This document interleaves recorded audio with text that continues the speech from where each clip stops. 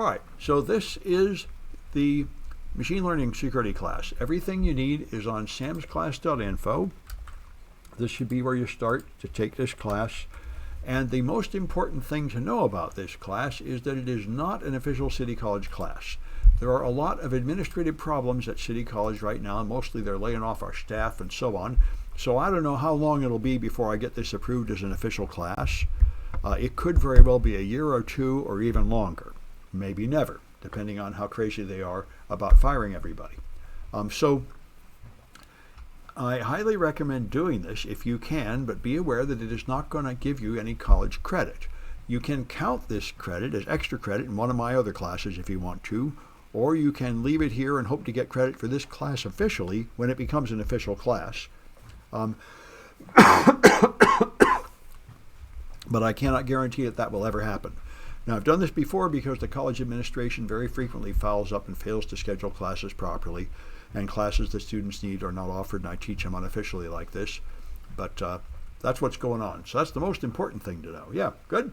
Anyway, so I got very interested in this topic several months ago because of the same reason everybody else. Machine learning suddenly leaped from being a sort of minor branch of computer science with not much application to being enormously important and powerful. And I said it's really important, so I learned and taught a workshop at DEF CON, and now I'm just adding the rest of it to make it a real college course. So I'm mostly going to use this book, Hands-on Machine Learning. This one here, Machine Learning for Coders, is good too, but it's a lot more dense in the coding, and I haven't gone too much into those projects yet. I think I have just one or two from this book in the course so far. This one here looks like it has the best lecture material, so that's what I'm using. And so I made the usual schedule with quizzes and projects. To do your projects, you click here, and you get to the project page I used at DEF CON, and just use the automated scoreboard. You don't need to turn these in at Canvas or anything. Just the automated scoreboard, you can turn in flags and get here, and you see some people already been doing it. Ooh, some people have moved right along since yesterday, too. That's good. So all the projects are here, and I will be adding more as we go on, but this is already almost enough for a course. However, there's a lot more things that come up as I go through the book, so I imagine I'll add quite a lot more projects there. Do we need to know Python? No, not really. You can do a lot of this without knowing Python, although learning Python is a good thing. But what we're doing here is very simple. We're going to use code that is already pre-written by people, and we're just going to modify it in small ways. So you don't have to write much Python to do this, although it's a very good thing to learn. And by the way, you can use large language models to write your Python now. In fact, if you go to these projects, you'll see I added that pretty early here, generating Python code with Bard.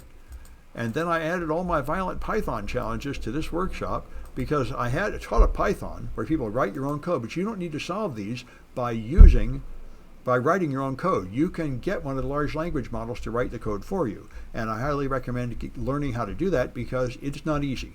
If you ask them to write code, they will write it wrong. They'll get it sort of mostly right, but with mistakes. And then you have to, now what I did was I would then go in and fix the Python because I know Python. But what some of my students were doing is they would take the defective code and feed it back into the large language model again, explain what's wrong, and make it improve with another draft and another draft. And if you stick to it, you can get these large language models to write all the code for you without you knowing how to write code in that language. So that is another way to do it and a good skill to learn. We should all be learning how to use large language and a lot of the machine learning systems that exist to get the best benefit out of them. Good. There is a Canvas for this class, and there will be quizzes you can take on there. And like I say, don't probably put in, you don't need to turn in your homework there. You can just put it in the automated scoreboard. And all right, and I've got a schedule with quizzes being due and due dates for projects. Although there's no enforcement of due dates for projects. You're just going to put them in the CTF scoreboard, and there's going to be a final exam at the end, and so on. So I'll go through all of the process to make it a class that ends up in what would be a grade. Did the most and the easiest of the ML last semester. Yeah, that's right, sure. Yeah, I've been developing these over the last semester or two, so a lot of students have already done some or all of these projects. All right. So that's the structure of the course, and I'm planning to just talk about the first chapter and the OWASP Top 10, of which there are now 2 for machine learning models already. So let me stop this recording.